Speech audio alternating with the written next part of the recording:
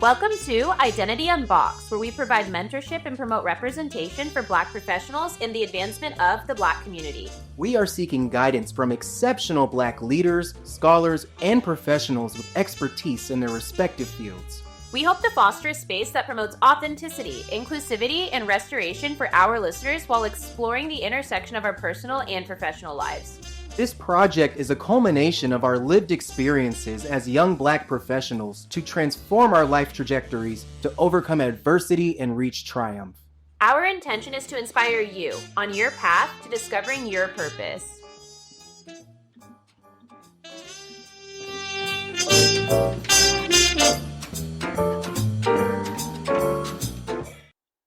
All right. Well, welcome, Alexis. We are so grateful to have you join us on our podcast, Identity Unboxed, where we amplify Black voices, provide mentorship and representation for Black professionals, and promote the advancement of the Black community. Thank you to our listeners for tuning into this special episode, Making Strides for Women on and Off the Olympic Track, with Alexis Holmes to celebrate Women's History Month.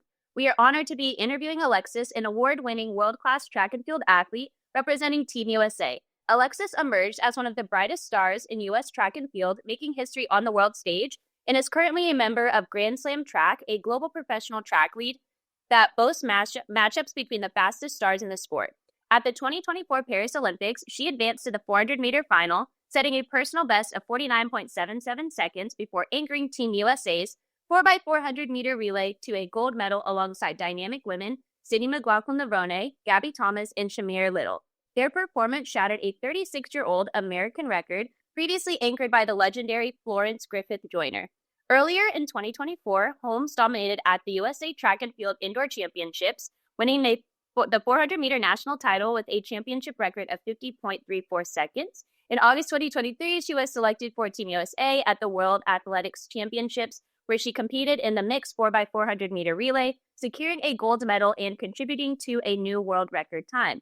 Holmes' journey from her early days training with the New Haven Age Group Track Club to standing atop the Olympic podium is a testament to her dedication and talent. As she continues to push boundaries in the sport, her future remains limitless. And with that, we will move forward to our first question.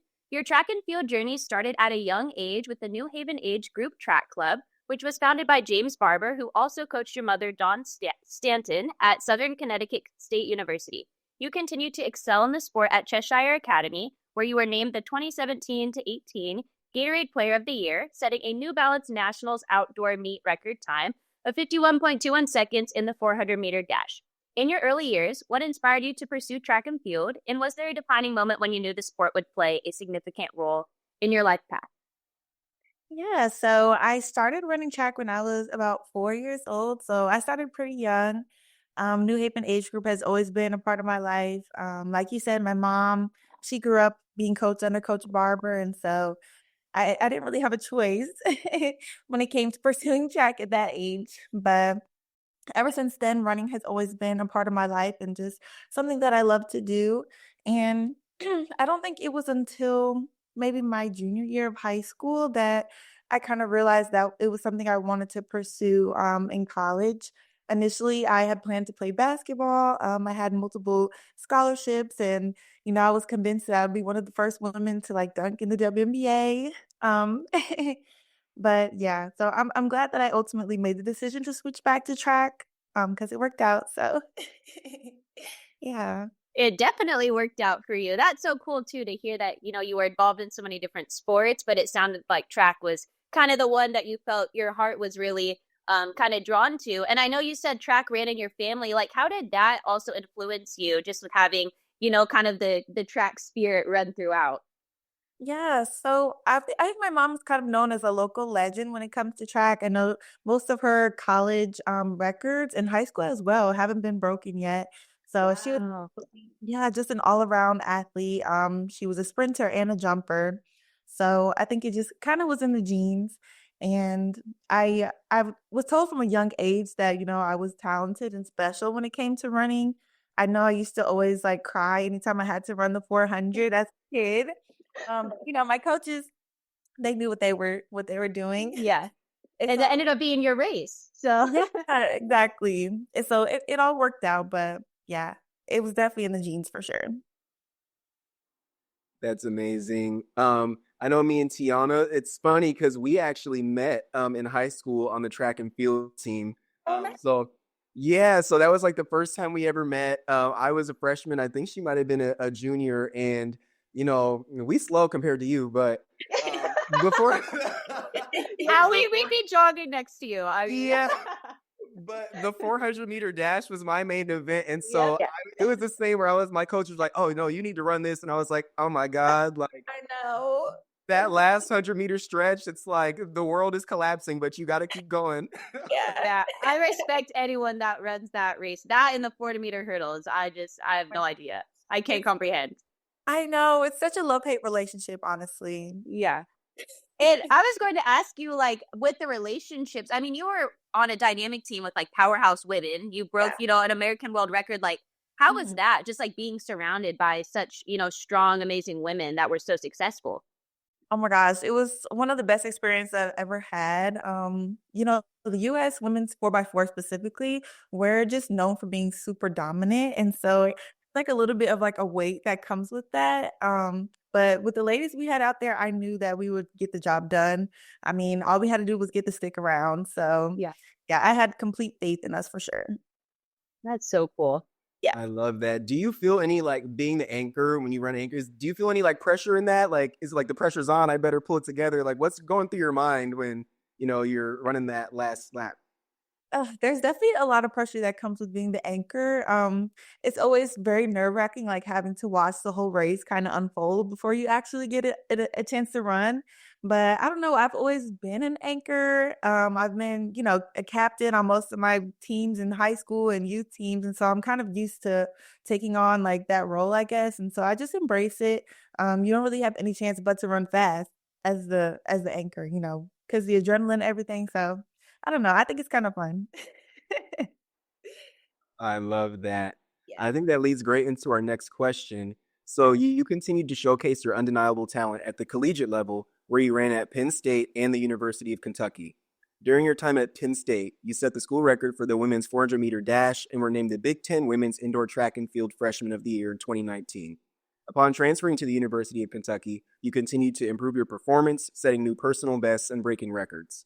How did your college experience shape you, and what advice do you have for college track and field athletes who aspire to run at the professional level? Yeah, so like you said, I started out at Penn State, which I had a lot of fun there, but I'm just such a competitor that I felt, the Big Ten wasn't going to push me to get to where I wanted to go. And so that's what ultimately kind of sparked my decision to transfer to the SEC, with the big dogs. Um, but yeah, in college, I definitely learned a lot about myself as an athlete. And I'll be honest, like it wasn't easy. I definitely struggled a little bit with like my mental health and things like that in college. And so it wasn't really talked about a lot. In some ways, I didn't feel like I had the support that I needed. And so it was really, really tough. But I think it definitely made me stronger, just as an athlete, as a person. And I think now I'm more open to talk about like when I'm not okay. And that actually has helped me perform better on the track. So that was one of the biggest things that I took away. And I think it's important to talk about too, because there's so many younger athletes that, are experiencing similar things and don't know where to go or who to talk to. So I've definitely kind of taken on that mentor role. And yeah, it means a lot to me. So That's amazing. And we've had a few other, former professional athletes on our podcast, and they have mentioned like, the challenges of going through Division 1 athletics and then also being a student. And so I was just wondering if you'd be able to dive a little bit deeper into how you kind of manage your mental health. I know you said you're more comfortable with speaking about it now, but do you have any advice for those athletes that are like facing so many different responsibilities and like so much pressure? They're traveling. It's doing so much. I have no idea how they're able to like, manage their whole plate, but if you would be willing to kind of share more about that. yeah, I think my best advice would just to not be afraid to ask for help. I think as athletes, we're taught from a very young age to just kind of suck it up, for lack of better words. We're taught that we have to be very mentally strong and to always push through, which I think is important, but it's also important to recognize when you need a break or, when you just need time to yourself, when you need time to reset. I think that's just as important. So, yeah, just don't be afraid to ask for help. That's the biggest thing. Yeah, and I'd imagine, running at that level, there's a lot of like Tiana said, a lot on your plate. a Yeah. lot going on, just running around, literally running around, like trying to get things together. Mhm. And I wanted to know, I know, at the college level, a lot of people experience bullying and things like that. Did you ever have to deal with that, just in your life or at the college level? Yeah, so I think at every level of my life, I've experienced bullying in some shape or form. I definitely grew up in a predominantly white area, and so it was hard as a young Black girl just trying to find my way, dealing with a lot of stereotypes, especially being, tall, physically bigger and athletic on top of that. So it had its challenges. In college, I experienced bullying, kind of like the whole mean girl thing, and so that was really, really hard to go through, and I think a lot of times I didn't feel protected, and so it was it was it was tough because I was running well, but I think I would have performed better had I not been carrying, like, so much emotional baggage with me. So yeah, I definitely encourage anybody who's experiencing the same thing, like, don't be afraid to speak up for yourself and to ask for the support that you need.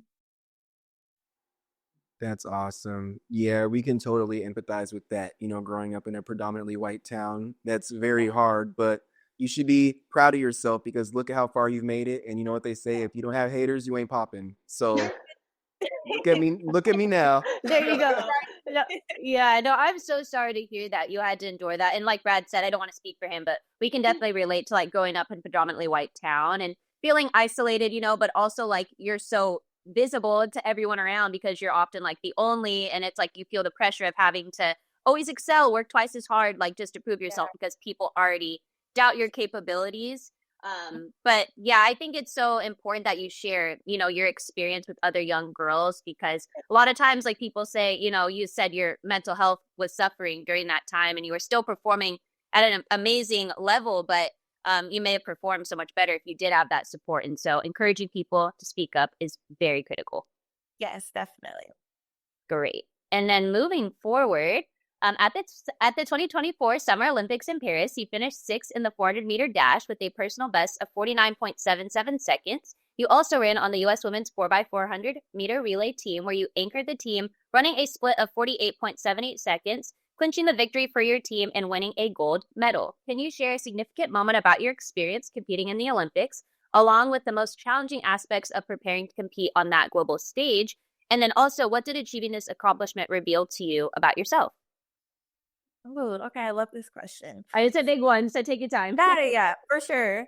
No, so it's funny because, like, after the Olympics, one of the questions that I got all the time in interviews was like, "So you must have been, like, preparing your whole life for the Olympics, like, for this one moment." I'm like, "Actually, I just started preparing, like, earlier this year." 'Cause that's when it kinda set in that, like, wow, like, it's an Olympic year, I'm a professional, I really have a chance to make it, and so that's when it kind of became real, and I really had my mindset on that goal. Um, but yeah, I will say being at the Olympics was probably one of the hardest experiences I've had, just that 2 weeks, like, the roller coaster of emotions and all the anxiety and everything that came with it, but, I mean, it was like a once in a lifetime experience. Obviously anchoring the 4x4 was like a moment I'll never forget. Um, it's just historic in itself to be a part of that quartet of women. And so, yeah, it was just an amazing experience through and through. That's so amazing. And also, like, when did you know or like realize that you were going to accomplish like achieving the Olympic, level or like qualifying for the Olympics? Like you said, you had just kind of stumbled into it almost, but like when did it hit you like, oh, I could go to the Olympics?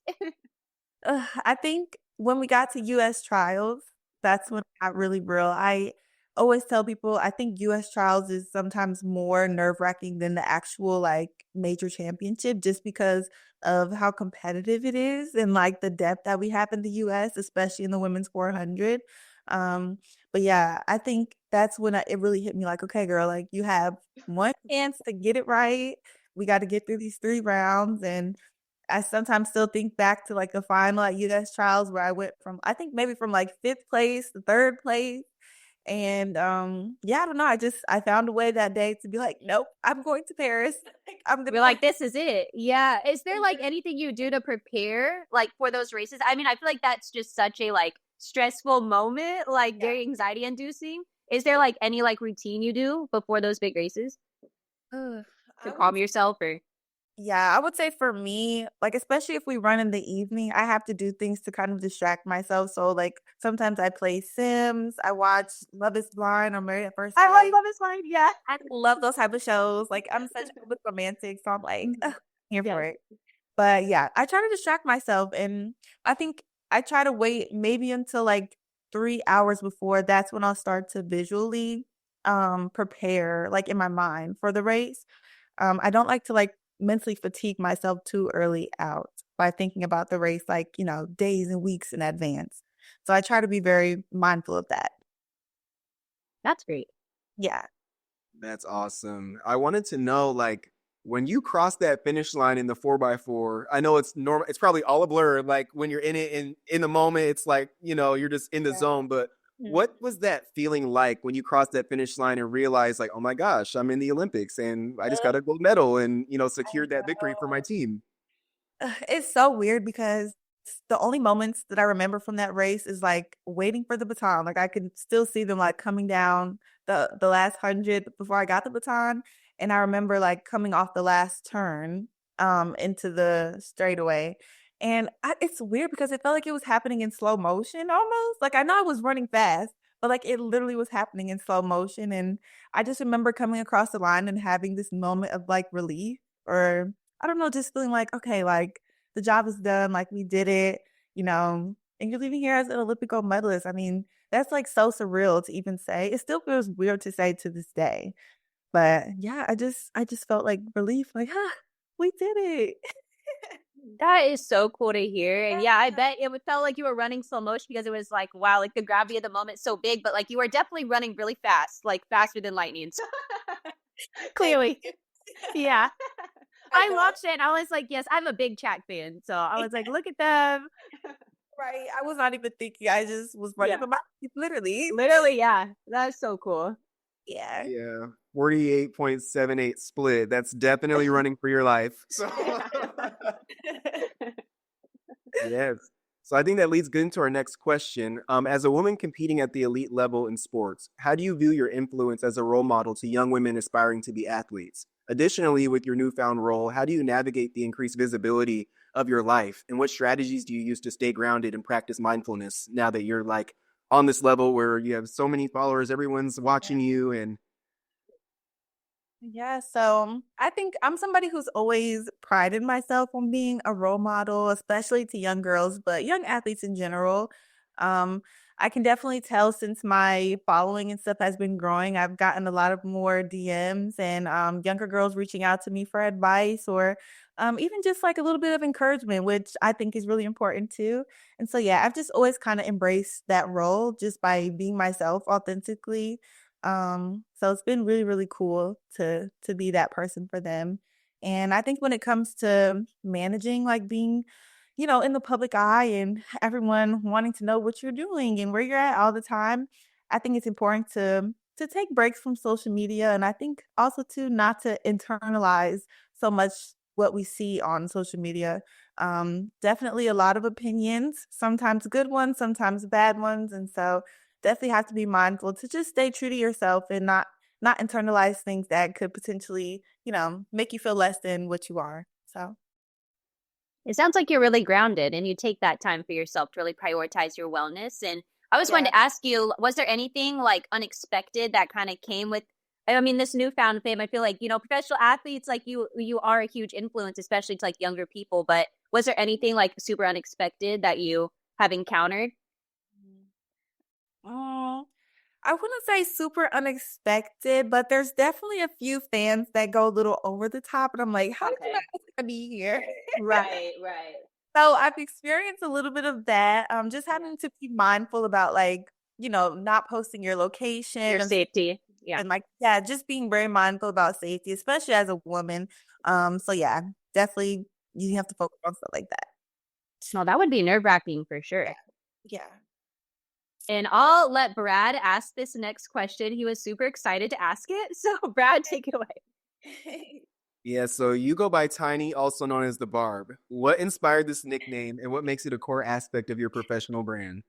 Yes. So, okay. So I started out with my coach, Coach Bookie Johnson. This is going to be our third year. My first year in the group, I don't know how to say this without being like, I don't know. I was severely overweight. Let's just put it that way. And so one of the first things we talked about when I was like, okay, these are my goals. Like, how are we gonna get there together? He was like, you gotta lose the weight. I'm like, what weight? Like, lose it from where? Guys, I did a DEXA scan. I was like 30 pounds overweight.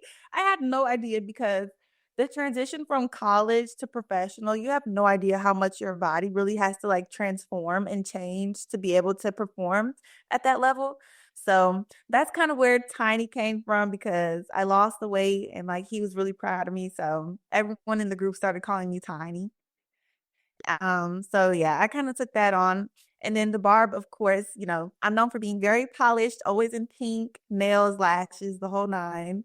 So that just kind of came naturally too. And I don't know, the barb is cute. I think it fits me. I love it. And do you happen to be a Nicki Minaj fan at all? Or I am a Nicki Minaj fan. I definitely am. She gets me and I get yeah. her, you Oh, she know. loves the pink too. She's So I so was going to hard. say, yeah. Yeah. And the Yeah, Barb's, you know, her fan base. So Definitely. exactly. I was gonna ask you. So, do you have a favorite Nicki song? Ooh, I think Barbie World is probably it's a oh yeah, I love that one with Ice Spice. It's so good. yes, So that was catchy. like my Yeah. theme song last year. So Oh really? Was that like your pump up song? yes, like that was my walkout song at the Oh Apple wow. Me with you. Oh That was cool. yeah. I love it. No, I really love how you like created a personal brand too, like out of your own personal experiences. Like you kind of turned that challenge of having to like alter your body type basically and like really prepare to compete at that level, but you also like made it a part of your brand identity too. So it's kind of a fun twist. Yeah, definitely. Yeah. I can tell that you were very intentional with that. Yes, yeah. Yeah, I wanted to ask, just because I know a lot of women and stuff struggle with, body image and things like that. Was that something that you struggled with once you saw that? And did you have to like overcome that and know that, you're competing at this level, but you're beautiful the way you are, regardless of, what weight you are, even though you had to lose that to compete? Yes, absolutely. So when I first got to my training group, I very quickly realized that I was the biggest one. And I was like, oh my gosh, like I've never felt like this before. And I started to have those thoughts of like, am I the athlete that I think I am? Like, am I really built for this? So yeah, and I think now too, because I am so much smaller, sometimes I do have like body dysmorphia in a way. I'm like, do I need to lose more weight? Like, am I getting big again? So it can definitely be really hard managing that. And then, of course, you know, when we're competing, people are constantly taking photos of you and like zooming in, talking about your physique and things. So it's definitely hard, especially as a young girl. So yeah, I'm still trying to figure out how to manage that and how to give myself grace too, for sure. Yeah, it's so difficult for women to just feeling like the unrealistic expectations of what a woman's body should look like because there's so many, different varieties of how, women's bodies are. And so it's like even athletes, you see like such a diverse range of folks, but they're all, like exceptional at the sport, but it's just we're Yeah. all different. And so we have to like normalize accepting those different body types. Yeah, absolutely. Well, I I think this know. leads, oh, go ahead, Brad. I was going to ask one more thing. I know you Yeah. mentioned that your walkout song was Barbie World. Um, if you had to make a playlist of like songs, I know you probably can't name a bunch. Like, what are your go-to songs to like get you pumped up and in the zone and ready to go? Ooh, I would say probably Not a Girl by Beyonce. I don't know why. I just love that song. Like it's just such a feel good like We love Beyonce. We're that is like behind, like, yes, like biggest honestly fans. Beyonce, Meg, Yes. Megan Thee Stallion is another good one. Yes. Like those type of songs always give me feeling like nobody can touch me. Yes. Strong, powerful women. We love it. Yes, It's yes, amazing. And they're authentic in who they are. So yes. that's their Very power. yes. Well, perfect. This leads, yeah, great to our next question. And I know we kind of already spoke about some of the challenges that you've confronted, but you've been dedicated to track and field since childhood. And can you just share like any other particular moments of adversity from your journey at all that's informed kind of how you now manage those different challenges? Yes, I think one of the first things that come to mind is I had a pretty significant ankle injury in college. Ultimately, I had to sit out for like 13 months, and it was kind of like a freak accident. I think it was the first meet of the season, and I had stepped on the rail like the night before the meet started. Um, and so that was really, really hard for me to come back from. It was the year after the COVID year. So we obviously lost out on the outdoor season.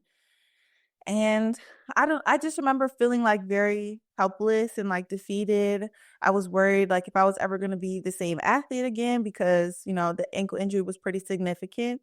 And so that was really, really hard for me to overcome, but I think it taught me to just to have faith in myself, to have faith in my body, to do what it's supposed to do and heal itself, and just knowing that God has a plan too. Because I ultimately was feeling like, my track career was over, and obviously that wasn't the case. So I think it's just important to have faith and take things one day at a time. That's so great to hear that you were able to overcome that. And also, I mean, that's a long time, 13 months. Like, how was that preparing to get back to like competing at that level? It felt like an eternity. Like, it's Yeah. really hard as an athlete and as a competitor to, like, watch everyone else be able to compete and practice and train, and, like, you just kind of feel like people forget about you, and so it was definitely tough mentally. It was a challenge for sure, but again, it made me stronger, it made me more resilient. Even my first year as a professional, I had a lot of little, like, strains and things just from my body trying to adjust to the new training regimen and like the super long training days. Even at the World Championships in Budapest, I think I had like a grade 2.5, almost 3, in my hamstring in the tendon. And so I was really going through it my first year, but I think it comes with being an athlete because we're pushing our bodies so hard, like every single day. So it's bound to break down at some point, but it's also taught me to take care of my body and to be to be more mindful of how I'm recovering too. That's just as important as training hard. So I learned that the hard way. Yeah, I was gonna ask you like, how do you take care of your body and like what do you do in the off season, while you have a little bit of time to like recover, Yeah. just to make sure, your body's fine. Yeah, I think I always tell people like track is really my 9 to 5 because even when you leave training, the rest of your evening, you're typically trying to prepare your body for the next day. And so it can look like a lot of things. Ice baths, hot baths, massage, chiropractor, stretching, foam rolling, nutrition, hydration. I mean, the list really just goes on. And so it really does ultimately just become a lifestyle. That's kind of how you have to approach it so it doesn't feel so overwhelming. And even going into my third year, I'm still, adding things to my routine and trying to figure out what's going to work best for me. So I think it's an ongoing learning for sure, but I'm doing better with it now. So No, definitely. I was going to say that's a lifestyle. You have to live, eat, sleep, breathe, everything, because like everything you put in your body will affect it. What consume mentally will affect your performance. And so, yeah, that's so huge. And oh, go ahead. Oh, no, I was just saying that's a good point too, like, you have to be mindful of what you consume in your mind as well, sure.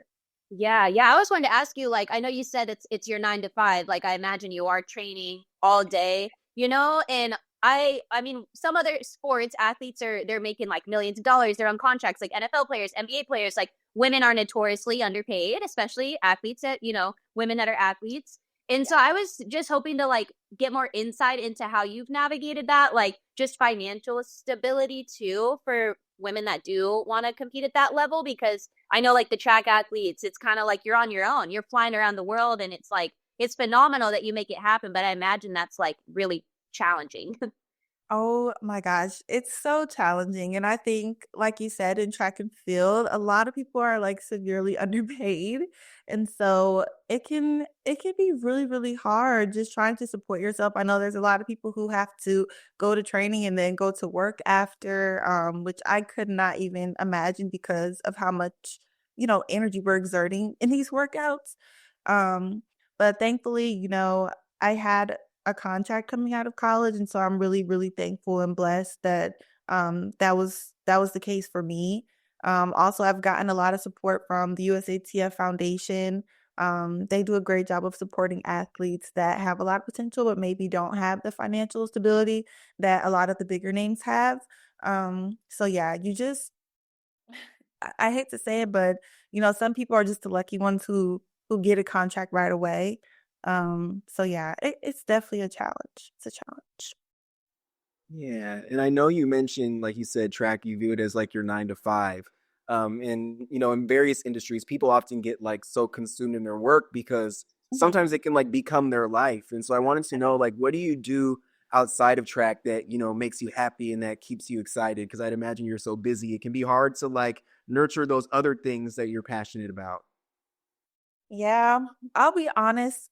Sometimes it's really hard to find the balance. There's a lot of times where I get really down because I'm having to miss out on like, family get-togethers and special occasions, birthday trips and things like that. I definitely don't have the typical life of like someone in their early 20s. So, I do have those feelings of like being left out sometimes. But then I'm like, okay, girl, but you're an Olympic gold medalist. Like you have to pick one. Yeah, your lifestyle is just not the typical Yeah. lifestyle. And I think you just have to realize that, when you're a star, it's just going to be a little different. Like, Yes, I'm like, it's okay. You have, your yeah, 30 to turn up and yeah, take trips. right, So, right. But you have a long time from that now, from, I mean, retiring and stuff. You're yeah, still for competing and sure. better than ever. For So sure. cool. Yeah, I definitely try to put it into perspective. I'm like, obviously nothing great is achieved without some form of sacrifice. And so, Right. no, that's just my sacrifice. But I try to Yeah. spend my time the best I can, hanging out with my dog, getting my nails done, things that, bring me joy. So, yeah. Yeah, that's so important to do those little small things too that Yeah. fill up your cup every day. So Yeah. that's great. And I was also hoping to ask you, like, I know you travel over for these different meets across the globe, and was there like a favorite destination that you've been to, or how was Paris or anything? I would say probably Rome. The architecture was like so beautiful there, and it was like very like quiet and peaceful. Um, hmm. Yeah, Paris was fun too. But I don't Yeah. know. I think I need to experience Paris like outside of the Olympics because I was like so Really? that Okay. I didn't get to like really explore or enjoy. Oh, So I'll wow. go back and like try it out again. Do the tour stuff. So you were, I mean, you were just kind of engulfed in all of that then. Like, even once you were done, were you still like scheduled out to do different things with the Olympics? Or? Yeah, I was just gonna say for Wow. me, I competed all the way into the last day for the 4x4. Okay. We were the last event. Wow. Oh, yeah. So you were like, Yes, you had to just be in the zone. Like, girl. And like people don't believe me when I say this, but literally, I kid you not, I crossed the line for the 4x4 and I didn't sleep for like 48 hours after that. Like it was so wow. crazy. We were just like on the move. Yeah, But the it was so adrenaline fun. too. Yes, Yeah. it was so fun. I would do it all again, but when I tell you I Yeah. was exhausted, I bet. Oh it was my. crazy. Yeah. That's so cool. Yeah. Yeah, I'd imagine it was probably like a mix of, oh my gosh, like I'm so exhausted, I just really did that. And then another mix of like, wow, I did that. Like I'm kind of hyped. Like Tiana said, that Yeah. adrenaline. Literally, it was like a perfect mix of both. Yeah. How did you celebrate after? Did you and the girls turn up? Like, Yes. Honestly, all of us, I don't know if I can say this, but we all went to the club. You It can was say what you so want. Yeah. fun. Yes, it was so fun. Like Good. everybody was there, Yeah. Quincy, Noah, like all the people that Wow. it was just so exciting to like just celebrate each other and celebrate, our accomplishment. So it was a good time. And then the next day we went to the Nike hospitality like house oh, set up there. And so they gave us like a really cute custom Nike box to put our medal in. And it was just really nice to just, be celebrated for your accomplishment and like the hard work that you put in. So Yeah, that's unforgettable. And also, I was going to ask you, like, I mean, there's so many huge athletes, like prominent athletes that were there. Was there anyone that you met that you were like, wow, I can't believe I'm meeting them? Okay. It was actually I don't know why this came to mind first, but it was cool meeting like the USA gymnastics girls. Yes, I love them. Yes, they're literally so sweet. Like Jordan, America's sweetheart.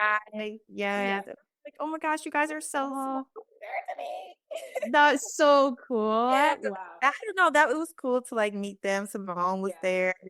Like, oh, Wow. stars Yeah. kind of walking around, Right? It's No, great. that's so cool. Like, yeah, you'll just see them like on social media and stuff, and it's like, wow, you're right here. Like, I that's know. amazing. Yeah. It was so cool. So yeah. Wow. Did you watch any of the other events when you were there? Oh yeah. A little So bit?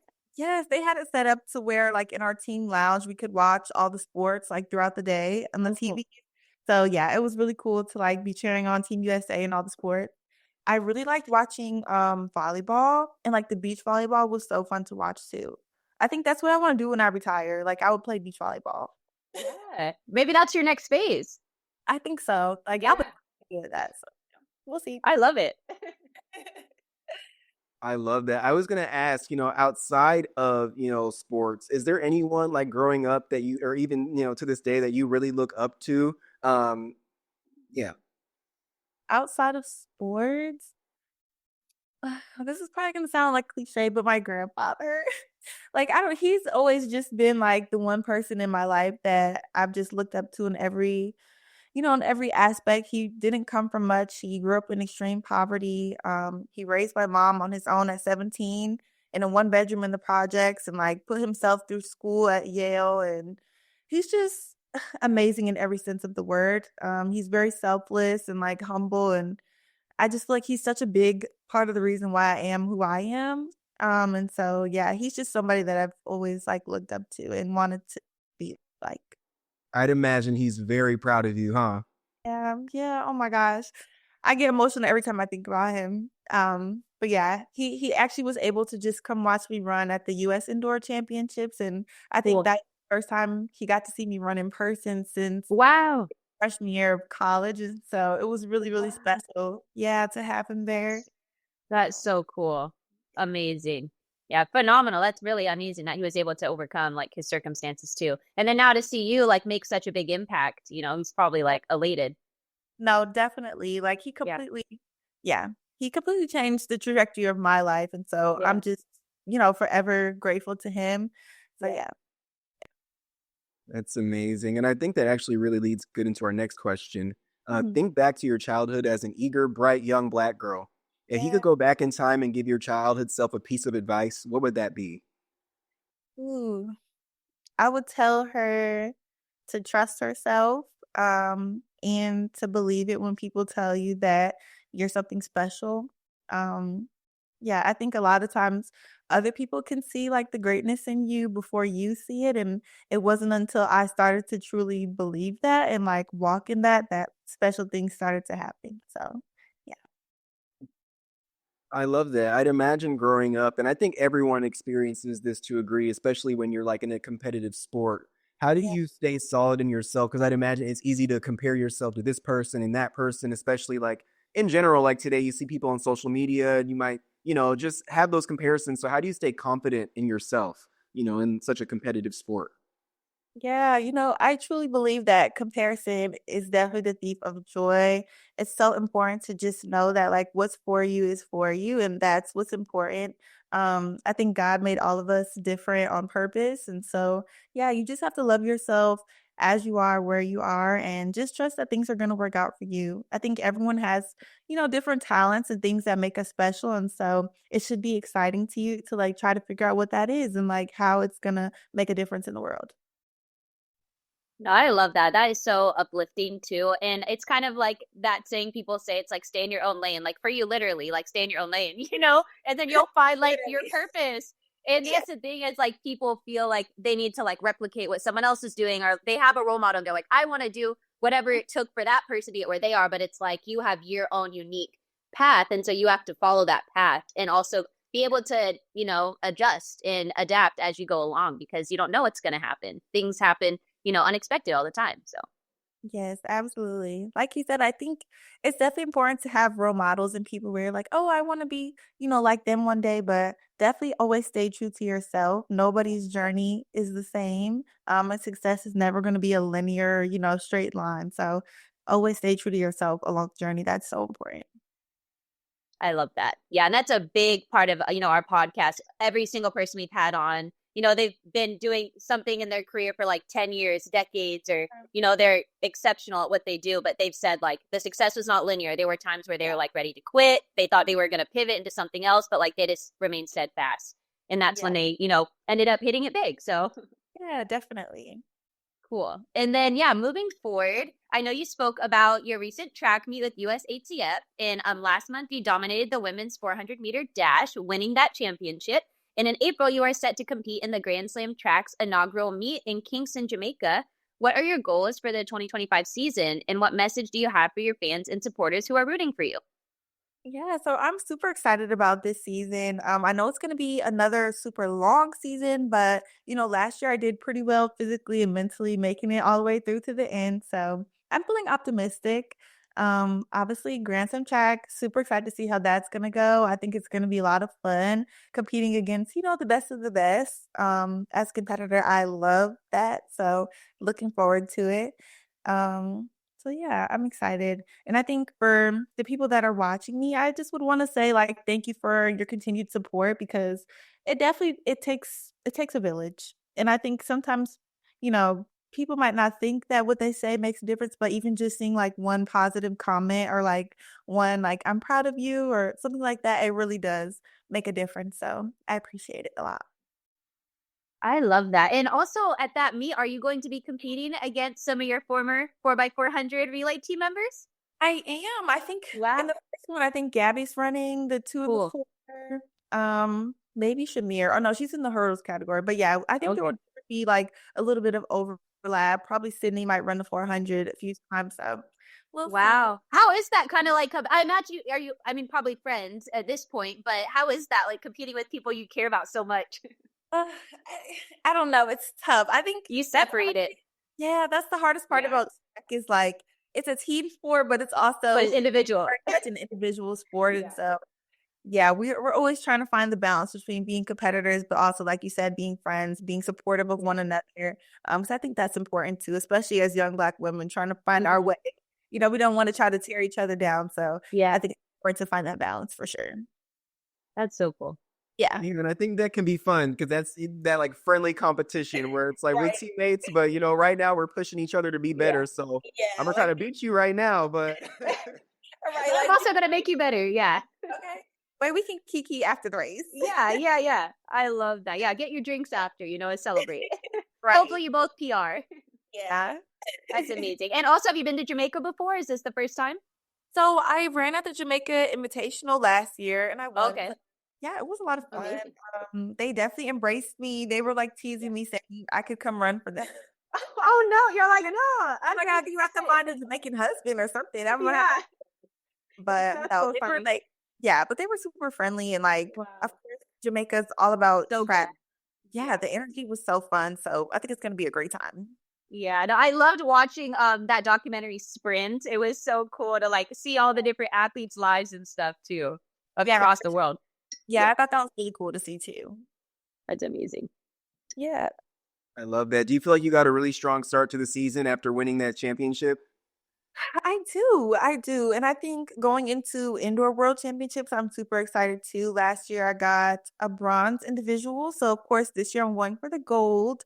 I think I have a pretty good chance. I'm feeling good. It's still early in the season, so it's kind of hard to gauge sometimes, but I'm just gonna go do my best and yeah, go for gold. So I love that. I feel like you're gonna do it. Speaking all that positivity into the atmosphere. You got this. thank you so much. Yeah. So how do you feel like coming into this season after having such like a monumental season last year? Like, how do you keep that momentum going, that good energy? Yeah, I mean, I don't know. I think in track you have to kind of have a short memory because things can change so quick. Like you can't get hung up on the wins or the losses. Um, so I think this year I'm just going into it with like a fresh start. Not really putting too much expectations on myself. Of course, I have goals, but I'm just gonna take it one workout at a time, one race at a time. Um, and yeah, just keep working hard, keep being humble, and yeah, I think it'll work out. Absolutely. Staying I think present. it will too. Yes. Yeah, staying present. I love that. So important. And I love that you're speaking so much positivity. Like you just have to aim for that goal that you want and say, like, I'm gonna get the gold. And that if you don't, it's like, well, I still aimed for it and I can Yes, get it next time. exactly, exactly. Perfect. And then like moving forward, this is a question that we ask all of our guests. And the main theme of our podcast really is to amplify Black voices and to also celebrate the different ways that you can be Black. And there's so much diversity within our community. And so it's really beautiful to hear how people describe how Blackness has influenced them in their lives. And so I know also that you have a minor in African American studies. So I'm super excited to hear you speak about this. But our question is, what does Blackness mean to you? Oh, I like that question. Well, I think for me, from a young age, going back to obviously being in predominantly white schools, always knew I was Black, always knew that there was, like, a power in that and something special about it, and I embraced that from a very young age. But I think it's been a journey for me trying to figure out what does that really mean. Um, I can think of a few milestones that kinda helped on that journey, like, when I first turned, I think 17 or 18, I cut off all my hair and was like, "I'm going natural. I'm not straightening my hair anymore." Like, that was really, powerful for me. And then I think too, like you said, studying African American studies was really cool. I've always been into, just learning my history and trying to figure out, where I come from. I think a lot of times when we think about our history, we always go to slavery. And I think there's so much more to Black history than just enslavement. And so I think being Black just means being proud, being powerful, and just embracing the uniqueness of all of us because we're all so different. I love that so much. Yeah. I wanted to ask you because you mentioned, when you were younger, you were like, I'm gonna shave my hair, I'm gonna go natural, I'm gonna rock it, not straighten my hair. Do you have any advice to young Black girls who, just have to deal with the Eurocentric beauty standards that are placed on them? Because I feel like, Black women go through so much when it comes to that, and they feel like they have to straighten their hair, change their image. And I can imagine just, being at your level, that pressure might increase, as you have more visibility, and, whiteness is unfortunately like the beauty standard to a lot of people. Mhm. Yeah. It's definitely it's definitely always been a struggle. I think a lot of the anxiety around being a Black woman definitely has to do with our hair. Even more so as an athlete when you're sweating every day. Sometimes we have pool workouts. People are constantly talking about our appearance on social media. It can definitely be hard, but I think it's just important to wear your hair however you feel the most comfortable. Like, that's honestly what I would say. For me, I'm somebody who likes to change my style, whether it's curly, straight, wavy, braids, locks, whatever the case may be. I think you just have to do what works for you and, like, just stand in that. That's such amazing advice, and I completely relate to that experience of, like, doing the whole natural hair things. I was around the same age as you, like 17, 18, right when I got to college, and I'd always been very, self-conscious about my hair, and I'm biracial, so I was raised kinda, like, by my white family, and I was in a predominantly white school, and so for me, it was like, I need to conform, straighten my hair, and so I'd, like, completely destroyed my hair, and then in college, I was like, "You know what? It's time for me to just let my hair be the way it is," and so it was really so empowering. And I love to hear how you talked about, like, you always knew that there was power in Blackness, because I feel that, a lot of Black kids, especially growing up in predominantly white areas, were taught to see Blackness in a deficit instead of seeing the beauty and the power, and that it's so much more than just this myopic view of slavery. Like you said, like, there's so much more in our culture. It's such a rich culture from the diaspora. And, like, once you start to dig into that, you realize that, like, wow, we're really phenomenal people. Like, we've done a lot, we've accomplished a lot, and we confronted so many barriers, and we're still, like, excelling, and so yeah, it's just great to hear, you encourage young women to just embrace, your natural beauty, be who you are, and Blackness is beautiful. Yes, yes, love it. Yeah. I feel like a lot of, our stories as Black people comes from like resiliency, overcoming things, beating the odds. And I know you mentioned your grandfather's story and how he didn't come from much, but he played a big role in you being who you are today. And I just wanted to ask, how do you feel that, from where your grandparents may have started to you being where you're at now, when you reflect on that and just like your lineage and, the legacy you're creating, does that bring you pride? Do you feel proud, or how does that make you feel? It absolutely brings me so much pride, and I think it pushes me to want to keep achieving more. It means everything to know that I'm making my family proud, even outside of just my immediate family, like my little cousins who maybe didn't grow up as fortunate as me. Like, I'm giving them a sense of feeling like they can make it out. And so yeah, I don't take that lightly, and it means a lot to be that person for the people that I care about. You're such a remarkable example for all of them. Just to be able to see you, where you are, and that's definitely going to inspire them to keep reaching for the stars. Yeah, for sure. Yeah. And then lastly, I know we said last question, but I did want to ask you, since this is our Women's History Month episode and you've made history, Are there any Black women in history that you look up to, or like who's your biggest role model or source of inspiration? Ooh. Well, the first two that come to mind, definitely Simon Richards Ross and Alton Felix. Yes. Those two were like my favorite growing up. Like I used to want to be like them, wearing the Team USA across their chest. Like, yeah, those are the two women that I looked up to the most, especially pertaining to track, for sure. Love it. And I love Real Housewives of Atlanta because Sonya's on it now. So it's so cool to see like inside her life. I know, it's been so Yeah. cool. That's amazing. Yeah. Love it. Well, yeah, before we wrap up, I know this was like such an amazing conversation. You gave us so much information. It was so just wonderful to hear everything that you've accomplished and just learn about you. But is there anything else that you'd like to share that we missed, or did it cover it all? Oh yeah, I think we covered everything. Okay, I'm so excited. Yeah, no, this was amazing. Like, again, we're so honored. Like, this feels surreal. And just like, I wanted to share too, Brad and I started this podcast literally a couple summers ago. Like, we've been friends for 10 years. We've known each other since high school, grew up together, went to college together, like, somehow ended up at UW, so same school. And then he moved across the road from me. And so then we were like, let's start reaching out to folks that we knew initially and just start interviewing them, asking about how they got to where they are. And then just now to see that we're like sitting here with you, it feels like kind of surreal for us to, just be like sharing space with you. And we didn't even see this like taking shape the way it has. And so it's just happened really fast. And it's really cool. That's awesome. Well, thank you guys for having me. I'm really glad we got to talk. Yes. Of course. We're so grateful for you for joining us and taking the time out of your busy schedule. So Alexis is competing in the inaugural Grand Slam track meet in Kingston, Jamaica from April 4th through 6th. You can keep up with Alexis on her Instagram at TrackQueenLex as she continues to compete in the busy track season ahead. So you can all stay tuned for our next episode featuring another Olympian coming up in a few weeks. So yes. And we'll tease and say that it's someone that you know, Alexis. Ooh, so exciting. And you'll get to listen in. So nice. Cool. Okay, well, we hope you have a great rest of your day. And please feel free to reach out if you have any questions or anything too.